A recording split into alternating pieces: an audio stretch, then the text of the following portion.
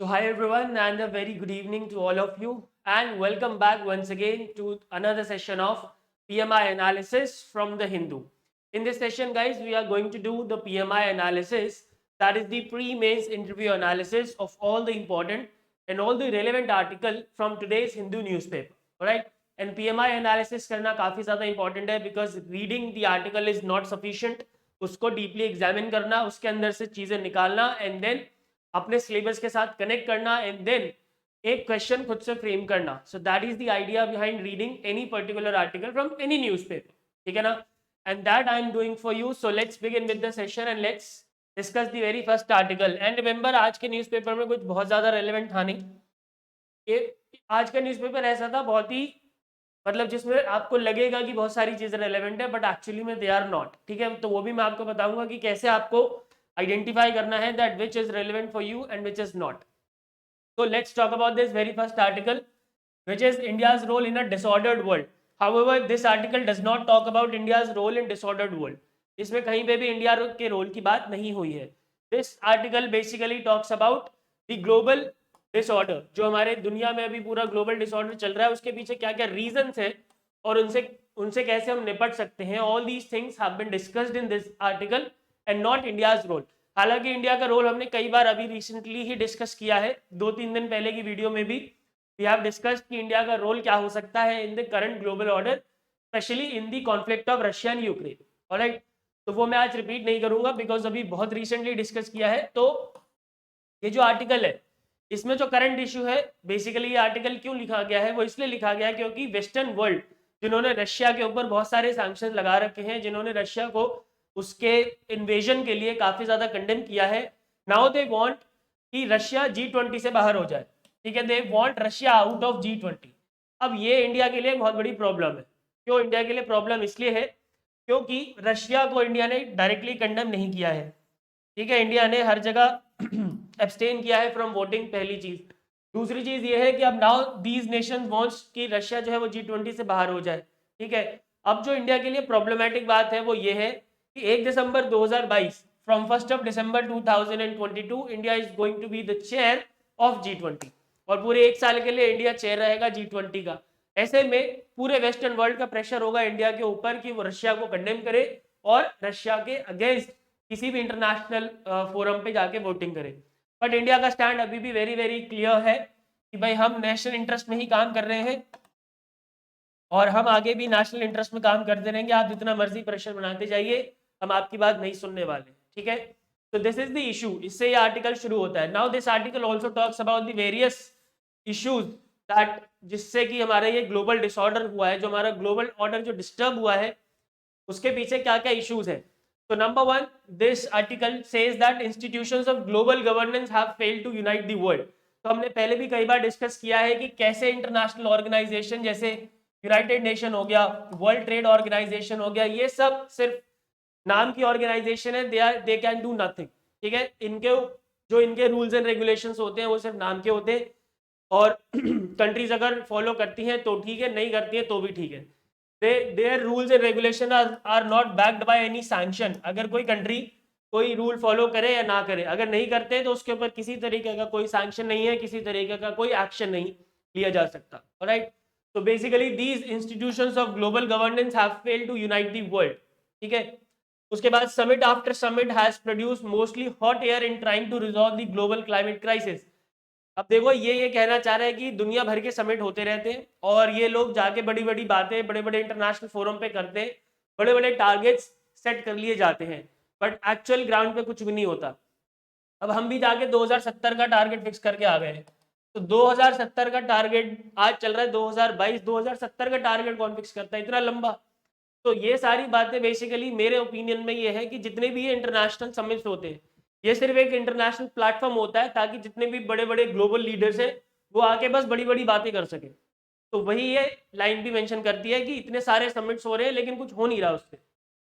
Vaccines were awarded by rich countries in the covid pandemic. जो rich countries है उन्होंने तो बहुत सारी वैक्सीन्स बना ली लेकिन उन्होंने पुअर कंट्रीज को किसी भी तरीके का कोई बेनिफिट नहीं पहुंचाया. पुअर कंट्री के पास वैक्सीनेशन नहीं है. अगर वैक्सीनेशन नहीं है तो उनके ऊपर पूरा खतरा है कोविड-19 का. तो ऑफकोर्स उनके ऊपर जो उनकी इकोनॉमी है वो भी डिस्टर्ब रहेगी. ठीक है, the WTO was already in the intensive care unit जब कोविड-19 की वजह से जो ग्लोबल सप्लाई चेन डिस्टर्ब हुई थी, और उस समय जब WTO ने प्रपोज किया था कि रिच और पुअर कंट्रीज को इक्वली बिहेव करना चाहिए in during this covid pandemic, तो रिच कंट्रीज ने उसको कंप्लीटली डिनाई कर दिया था कि भाई देखो हम ऐसा कुछ नहीं करने वाले। तो यहाँ पे कहने का मतलब ये है कि WTO बना तो रखा, पर WTO की बात कोई सुन ही नहीं रहा। ठीक है। एंड फाइनली जो वॉर हुई अभी यूक्रेन में, उसने एक फाइनल लेन पुट ऑफ कर दी है कॉफिन पे कि ठीक है अब तो ग्लोबल जो ऑर्डर है वो बिल्कुल भी शांति भरा नहीं होगा, उसके अंदर पूरा जो है डिसऑर्डर रहेगा। ठीक है। So these are some of the issues that led to the global disorder. ठीक है। इसके अलावा और भी है। देखो सेकेंड वर्ल्ड वॉर के बाद ये न्यू इंस्टीट्यूशंस ऑफ गवर्नेंस बनाए गए थे, United nation general agreement on trade and tariff, जो कि बाद में जाके WTO बना था 1995 में। ठीक है। उसके अलावा पॉवर्टी दूर करने के लिए IMF और वर्ल्ड बैंक भी बनाए गए थे। ठीक है। इसके अलावा FATF भी बनाया गया है ताकि मनी लॉन्ड्रिंग को रोका जा सके, but all these organisations are not that much successful in covering their objective. ठीक है। However, the supreme power always put their control over these organizations, and also international laws are not backed by any sanction. और यही reason है कि जितनी भी international organisations है इनके रूल्स एंड रेगुलेशंस को स्ट्रिक्टली फॉलो नहीं कराया जा सकता, क्योंकि कोई भी इंटरनेशनल लॉ जो होता है वो लीगली सैंक्शन नहीं होता, उसके पीछे कोई भी सैंक्शन नहीं होता। ठीक है। अदर देन दिस, अब देखो यूनाइटेड नेशन जनरल असेंबली हर साल मिलती है, बहुत सारे रेजोल्यूशन पास होते हैं, सब कुछ होता है, लेकिन ये रेजोल्यूशन तभी फॉलो होते हैं जब उसमें कंट्री का फायदा हो। ठीक है। अराउंड 193 मेंबर्स हैं अभी यूनाइटेड नेशंस में। ठीक है। और ये जितने भी रेजोल्यूशन पास होते हैं, ये रेजोल्यूशन पास होने के बाद कोई कंट्री इसको तभी फॉलो करता है जब ये उसके लिए फायदेमंद है, जब ये उसके लोकल इकोनॉमी को सूट करता है या लोकल कंडीशंस को सूट करता है। अदरवाइज कोई, अगर उनको लगता है कि ये जो रेजोल्यूशन पास हुआ है ये हमारी इकोनॉमी को या हमारी कंट्री को सूट नहीं करता है, तो वो फॉलो नहीं करते। तो what is the meaning of passing these resolution? अगर ये लीगली बैक्ड नहीं है तो कोई मतलब नहीं है ना रेजोल्यूशन पास करने का। It is like we are giving offer to 193 countries कि लेना है तो लो, नहीं लेना तो मत लो। Alright. So these are some of the reasons of the global disorder, and now what are the solutions? तो इस आर्टिकल में सोल्यूशन की भी बात की है और 4 पॉइंट्स बताए हुए हैं बहुत अच्छे अच्छे। Number 1, those who already have more power from greater wealth or more education, they should use their power to not only improve the rules of the game but to improve the world for everyone. जिसके पास power है, अब वो चाहे किसी भी वजह से हो, वेल्थ की वजह से हो, एजुकेशन की वजह से हो, स्ट्रॉन्ग आर्मी की वजह से हो, स्ट्रॉन्ग IT की वजह से हो, या किसी भी चीज की वजह से हो, तो उनको अपनी इस पावर का गलत इस्तेमाल नहीं करना चाहिए। They should use this power to improve the world for everyone. ठीक है। Next point, redistribution of de facto power within a society must often precede the redistribution of assets of wealth and education. जो wealth और education के asset है वो redistribute properly होना चाहिए, ताकि जो हम एक global economy की बात करते हैं वो बात ही ना रहे, उसको reality में convert किया जा सके। ठीक है। To prevent violence, it is essential that the global governance becomes genuinely democratic. पूरी दुनिया का डेमोक्रेटिक होना जरूरी है, ग्लोबल डेमोक्रेसी होना जरूरी है। ओनली देन जो हमारे दुनिया में जो वायलेंस जो चल रही है उसको प्रिवेंट किया जा सकेगा। ठीक है। But of course this is not possible because China जैसी कंट्रीज कभी भी इस बात पे एग्री नहीं होंगी कि उनको अपने एरिया को एक्सपैंड नहीं करना है, वो आज भी अपने एरिया को एक्सपैंड करने में लगे हुए। तो चाइना जैसी कंट्रीज के लिए this is not possible. North Korea हो गए, ये जितने भी इस तरीके की कंट्रीज हैं इनके लिए ये चीज़ पॉसिबल ही नहीं है। बट येस, ये सोल्यूशन है जो कि हम सबको फॉलो करने चाहिए। And countries must not attack each other but they must be given the freedom to evolve their own democracies and economies and not be dictated to by others. ठीक है। कोई एक कंट्री का इन्फ्लुएंस दूसरी countries के ऊपर नहीं होना चाहिए। जैसे कि आजकल देखा जाता है कि जो USA है वो बहुत सारी कंट्रीज के ऊपर अपना इन्फ्लुएंस बना के रखता है, तो इस तरीके से नहीं होना चाहिए because it is actually not the global democracy and it is actually not the global economy when one country is interfering into the affairs of another country. ठीक है ना। तो जो कभी कंट्रीज ऐसा कर रही हैं तो उनको ऐसा नहीं करना चाहिए। so these are some of the solutions to solve this global to solve the issues of this global disorder. And now let's do the PMI analysis, which is the very important part after reading any particular article. So pre के लिए it is not relevant because they are not going to ask any question from this article. This is from international relation. But mains में it has a huge scope. GS two international relation में इसका काफी scope है and the question can be like this, a joint collaboration is required to shape a new international order that is stable, inclusive and beneficial to all. Discuss. Now it is talking about shaping a new international order, ठीक है, which means there must be some issues with respect to the international order, only then the question is talking about shaping a new international order, which means अब आपको इस तरीके से identify करना पड़ेगा questions में कि क्या क्या चीजें वो डिमांड कर रहा है question, which means in this question you have to tell the examiner कि क्या क्या इश्यूज हैं जिसकी वजह से हमें एक नए इंटरनेशनल ऑर्डर की तरफ देखना पड़ रहा है जो कि स्टेबल हो, इंक्लूसिव और बेनिफिशियल हो। तो जो जो अभी हमने इश्यूज डिस्कस किए विद द ग्लोबल ऑर्डर जिसकी वजह से ये पूरा डिसऑर्डर हो रखा है वो सारा आपको मेंशन करना है, एंड देन फाइनली जो जो हमने सॉल्यूशंस डिस्कस की, ठीक है। So this is how you can write a decent answer for this question. An interview में भी similar question can be asked. Why is there a situation of global disorder? तो जो जो हमने अभी 4-5 पॉइंट्स डिस्कस किए, for the reasons of global disorder you can tell the panel. ठीक है, so I hope this PMI analysis is clear and now moving ahead to the next article, very very important, काफी ज्यादा important article है. This article talks about the care economy.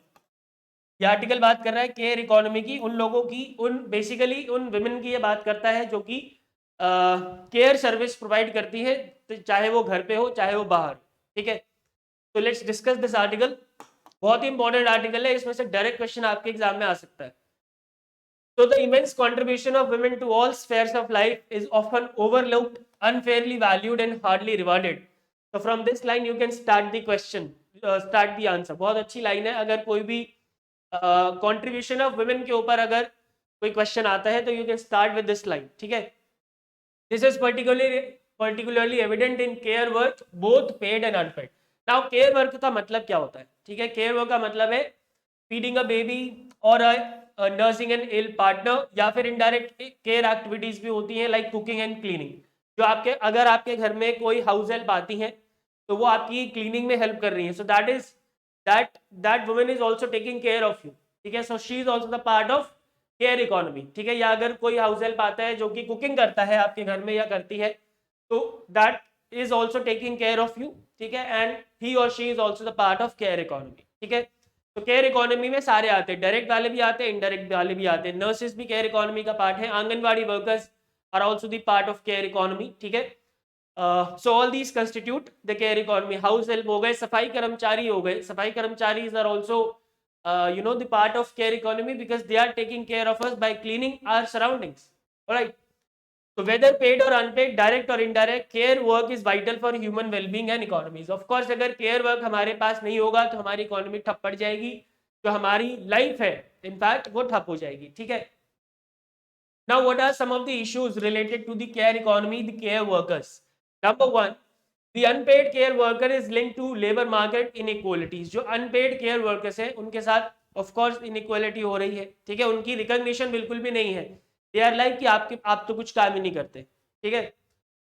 Paid care workers such as domestic workers, जो house help की मैं बात कर रहा था, and anganwadis in India also struggle to access the rights and entitlement as workers. मतलब उनको वर्कर्स कंसिडर ही नहीं किया जाता, उनको रिकॉग्नाइज ही नहीं किया जाता कि ये वर्कर हैं, ये काम कर रहे हैं, ठीक है, और उनके जो बेसिक राइट्स हैं उसके बारे में कोई बात नहीं होती, ठीक है। Third is maternity leave is a universal human and labour right which is missing across the world, जो कि पूरी दुनिया में कहीं पे भी ढंग से फॉलो नहीं किया जाता, yet it remains unfulfilled across countries, leaving millions of workers with family responsibilities without adequate protection and support. However, India is performing well in this area. India provides 26 weeks of maternity leave against the ILO standards, standard of 14 weeks. जो ILO का standard है वो कितना है, 14 हफ्ते का है, तो इंडिया के अंदर 26 हफ्तों की मैटरनिटी लीव का प्रोविजन है, ठीक है। बट ओवरऑल अगर हम बात करें पूरी दुनिया की, तो बहुत सारे कंट्रीज ऐसे हैं जो कि इस मैंडेट, ये जो आईएलओ का स्टैंडर्ड है 14 हफ्ते का, इससे बहुत ज्यादा कम है, ठीक है। Let's move ahead to some more issues. Paternity leave is recognised as an enabler for both mother and father to better balance work and family. अब यहाँ पूरे दुनिया में मैटर्निटी लीव तो मिल नहीं रही है, तो पैटर्निटी तो मिलना बहुत बड़ी बात हो गई ना, ठीक है। So this is also an issue.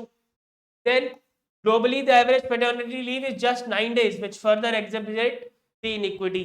तो आप देख सकते हो ग्लोबल जो एवरेज है पेटर्निटी लीव का वो कितना है 9 दिन का, तो 9 दिन की पेटर्निटी लीव क्यों ही देनी है, मत दो, ठीक है।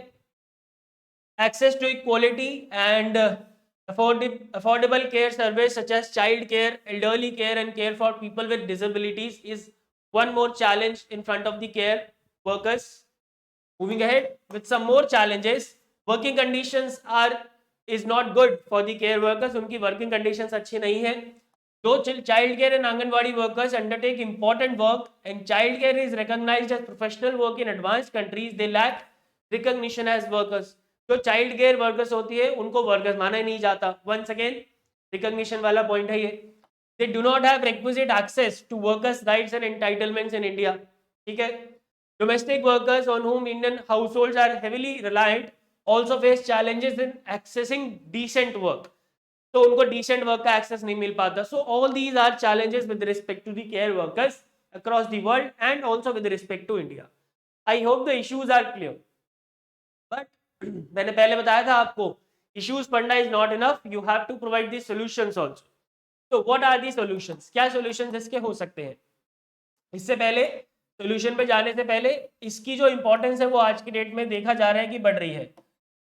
जो केयर वर्क की इंपॉर्टेंस है वो बढ़ रही है पूरी दुनिया में, और इसके एग्जाम्पल ये है कि the importance of care work is now widely acknowledged and covered in various international commitments such as sustainable development goal, ठीक है, and ILO's centenary declaration. तो दो एग्जाम्पल हैं जहाँ पे केयर वर्क को रिकॉग्निशन मिला है. Number 1 is SDG and number 2 is the ILO's centenary declaration. In fact ILO ने एक अभी रिपोर्ट भी निकाली है recently, care at work investing in care leave and services for a more gender equal world of work. ये report का title है. बस इतना याद रख लो, care at work, that would be enough. अगर आप केयर एट वर्क भी लिखाते हो तो वो भी काफी है. This report highlights the importance of maternity, paternity and special care leave, and it also demonstrates जो ऐसे वर्क प्लेस हैं जो कि टाइम, इनकम सिक्योरिटी और स्पेस प्रोवाइड कराते हैं under care service care workers के लिए. ठीक है, मतलब डिमॉन्स्ट्रेशन इसमें दिया हुआ है कि ऐसे ऐसी जगहों का, ऐसे वर्क प्लेसेस का जो कि टाइम, इनकम सिक्योरिटी और स्पेस प्रोवाइड कराते हैं, for the proper space provide कराते हैं, प्रॉपर वर्किंग कंडीशंस प्रोवाइड कराते हैं, प्रॉपर एक्सेस प्रोवाइड कराते हैं to all the facilities to the care workers. ठीक है, ताकि उन डिमॉन्स्ट्रेशंस को देख के बाकी कंट्रीज उसको फॉलो कर सके और अपने केयर इकोनॉमी को बूस्ट अप कर सके. ठीक है, so this is about this report. And now what are the solutions? Number 1, they need recognition. Definitely they need recognition. So recognizing care workers and promoting the decent work for all, including for domestic and child care workers, is necessary. Number 1. Number 2, they need access to basic facilities like workers' rights, fair wages, workplace free from violence and harassment. Everything is required, of course. Then more expenditure on care economy. अभी India में 1% से भी कम खर्च होता है of GDP. India spends less than 1% of its GDP on the care economy. तो अगर इसको हम बढ़ा देंगे तो ऑफकोर्स जो केयर इकोनॉमी के लोग हैं उनको फायदा होगा, और इनफैक्ट इंडिया को एज अ होल भी फायदा होगा, इंडिया की इकोनॉमी को. ठीक है, more solutions. There is an action plan which is needed, ताकि हम जो हमारे केयर वर्कर्स हैं उनको रिकॉग्नाइज कर सके, उनको बेसिक फैसिलिटीज प्रोवाइड करा सके और उनके लिए अदर जो भी चीजें रिक्वायर हैं वो कर सके. And finally there is an ILO's 5R framework that should be followed by the countries across the world. And according to this framework urges the recognition, reduction and redistribution of unpaid care worker. It promotes rewarding, ये 5 आ रहे हैं याद रखना, recognition, reduction, redistribution of unpaid care work, promotes rewarding care workers with more and decent work, and enables representation in social dialogue. So these are the 5R, and all the countries should follow this 5R framework so that they can also enhance their care economy and they can also take care of the care workers. Okay. So this is about this article, and now let's do the PMI analysis, which is the very very important part. Pre के लिए guys it is not relevant because इस particular article की बात करें तो इसमें कुछ भी ऐसा नहीं था जिससे प्री में क्वेश्चन आए, बट मेंस के लिए काफी इंपॉर्टेंट है ये. ठीक है, GS2 में we have a topic social issues, and in that a very beautiful question can be asked, and the question can be like this: the immense contribution of women to all spheres of life is often overlooked, unfairly valued and hardly rewarded. Discuss in the light of discuss related to the care economy. Now अब जो भी issues हैं basically आपको care economy से related वो आपको लिखने हैं, but do remember first of all you would have to define what is the meaning of care economy. Direct issues पे मत पूछ जाओ, सबसे पहले आपको आंसर में लिखना होता है व्हाट एंड व्हाई, ठीक है, व्हाट या फिर व्हाई। अब जैसे इसमें आप सबसे पहले लिख सकते हो कि what is the meaning of care economy actually, तो केयर इकोनॉमी का मतलब बता दिया, and then after that you can move ahead to the issues associated with the care economy, and finally you have to give the solutions as well. बिना solution के answer मत छोड़ाना, कुछ नंबर नहीं मिलेंगे। इंटरव्यू में भी similar question, what are some of the problems associated with the care economy and how we can tackle those problems, what are your suggestions, ठीक है। तो this is how a question can be asked in the interview, and सारी चीजें हमने already discuss कर ली हैं। जो हमने स्लाइड बाय स्लाइड चीजें डिस्कस करी है, अगर वो एज इट इज भी लिख के आ जाओगे पेपर में तो you will get a very good mark.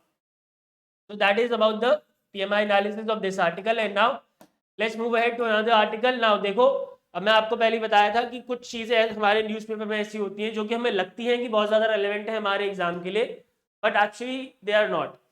No confidence vote in Pakistan, अब इसमें सारी डिटेल दे रखी है कि क्या क्या हुआ, कैसे कैसे हुआ। So do you think that UPSC is going to ask a question on no confidence vote in Pakistan? ऐसा हो ही नहीं सकता, नहीं, they are not going to ask, yes, but at the same time you should know some basics कि क्या क्या चल रहा है हमारे बगल में, ठीक है, वो काफी ज्यादा इंपॉर्टेंट होता है। तो चल यही रहा है, हमने कई बार ऑलरेडी डिस्कस किया है कि सुप्रीम कोर्ट में कंप्लेंट फाइल हुई थी कि भाई जो इन्होंने पार्लियामेंट को भंग किया है, पार्लियामेंट को डिसॉल्व किया है, दैट इज कंप्लीटली अनकॉन्स्टिट्यूशनल। तो उसके जजमेंट में सुप्रीम कोर्ट ने बोला कि yes this is unconstitutional and no confidence motion पे वोट कराया जाए। तो नो कॉन्फिडेंस वोट पे मोशन पे वोट हुआ, 174 votes against the incumbent government पड़े, ठीक है, और जो सरकार थी इमरान खान की वो गिर गई, and now he is no more a prime minister of Pakistan, and who is gonna be the new prime minister? Shahbaz Sharif. Shahbaz Sharif will be the new prime minister of Pakistan, and he is the brother of Nawaz Sharif जो कि ex prime minister, former prime minister थे पाकिस्तान के, ठीक है। तो all इतना basic information बस आपको पता होना चाहिए। नाउ यस, ये आपको आपके दिमाग में होना चाहिए कि शहबाज शरीफ के पीएम बनने से इंडिया के ऊपर क्या इम्पैक्ट आएगा। तो ये हम डिस्कस करेंगे आगे आने वाले आर्टिकल्स में, जब वो प्राइम मिनिस्टर बन जाएंगे definitely there will be an article on this, ठीक है। तो अब ये आर्टिकल आप पूरा पढ़ के आपने, आई नो कि पूरा टाइम आपने वेस्ट कर दिया होगा अपना, but this article is not relevant. तो बिफोर रीडिंग एन आर्टिकल उसकी हेडिंग से आपको समझ में आ जाना चाहिए कि क्या ये आर्टिकल हमारे लिए इंपॉर्टेंट है भी या नहीं, ठीक है। So please don't waste your precious time. And the last article for today, so as I already told you कि आज के पेपर में कुछ बहुत ज़्यादा रेलेवेंट था नहीं। दो इंपॉर्टेंट आर्टिकल थे एडिटोरियल में दैट वी हैव डिस्कस्ड। इसके अलावा एक आरबीआई की मॉनेटरी पॉलिसी से रिलेटेड था, तो वो भी इंपॉर्टेंट नहीं है हमारे एग्जाम के लिए। मॉनेटरी पॉलिसी में बेसिक चीज़ें हैं, वो उसमें मतलब जो इंपॉर्टेंट था वो जो उसमें मेंशन था दैट वाज नॉट इंपॉर्टेंट, ठीक है। Now this article is quite important, ये आपको पता होना चाहिए। देखो, we have discussed in the last class that there will be a 2+2 dialogue between India and USA, ठीक है। 2+2 में डिफेंस मिनिस्टर और फॉरेन मिनिस्टर जा रहे हैं दोनों तरफ से, defence minister and foreign minister दोनों तरफ से होंगे, but before that there will be a virtual summit between India and USA of between prime minister Modi and president Joe Biden, ठीक है। तो उसके बारे में थोड़ा सा यहाँ पे मेंशन है, तो ये पता होना चाहिए आपको। ऑफ कोर्स इस आर्टिकल में से कोई डायरेक्ट क्वेश्चन एक्सपेक्ट आप नहीं कर सकते, बट येस जब ये 2+2 डायलॉग हो जाएगा उसके जो आउटकम्स होंगे वो बहुत ज्यादा इंपॉर्टेंट होंगे हमारे एग्जाम के लिए। आई थिंक आज ही है, 11 अप्रैल को ही होना था ये 2+2 डायलॉग, तो मोस्ट प्रोबेबली कल के न्यूज़पेपर में इसके बारे में सारी डिटेल्स मेंशन होंगी कि क्या क्या डिस्कशन वहाँ पे हुआ है। तो अगर हम इसकी बात करें, ये जो इन दोनों के बीच में समिट होगा मोदी और बिडेन के बीच में, this will be for discussing the bilateral relations and cooperation in the Indo Pacific reason. However यहाँ पे व्हाइट हाउस ने बोला है कि जो रशिया यूक्रेन का जो वॉर चल रहा है, जो consequences of Russia's brutal war against Ukraine, हम इस पर डिस्कशन करेंगे, लेकिन इंडिया की तरफ से मिनिस्ट्री ऑफ एक्सटर्नल अफेयर्स ने बोला है नहीं ऐसा कुछ भी नहीं है, ठीक है। एक्सटर्नल अफेयर मिनिस्ट्री जो हमारी है वो ये कह रही है कि जो बायोलेटरल कोऑपरेशन है and exchange views on recent development in South Asia, इन पर डिस्कशन होगा, इंडो पैसिफिक रीजन के ऊपर डिस्कस होगा, और जो भी बायोलेटरल रिलेशन से रिलेटेड इश्यूज है उसके ऊपर हम बात करेंगे, नथिंग मोर देन दैट, ठीक है। तो ये थोड़ा सा यहाँ पे कॉन्ट्राडिक्शन है दोनों कंट्रीज के बीच में। यूएसए कह रहा है कि yes we will discuss about the Russia's invasion on Ukraine, और अगेन इंडिया के ऊपर प्रेशर डाला जाएगा कि आप एक तरफ लो, और लेकिन इंडिया का मानना है कि नहीं, हम बायलैटरल रिलेशंस पे केवल बातचीत करेंगे, और जो भी व्यूज एक्सचेंज होंगे that would be on the bilateral relations, and on the base that the discussions will be on the Indo Pacific region only. ठीक है. नाउ इसका पीएमआई एनालिसिस का I think there is no need, because इसमें से कोई question नहीं बनना चाहिए, but yes as I already said कि जब 2+2 डायलॉग हो जाएगा उसमें से क्वेश्चन जरूर बनेगा. ठीक है. So that's it for today's session, guys. I hope all the articles and their PMI analysis are clear. So if you have any doubts, you can ask me in the comment section, and if you want to have an all-round preparation, you can download the Anujindal app from the Google Play Store. And thank you so much for watching. I'll see you in the next session tomorrow. Goodbye, take care, and God bless.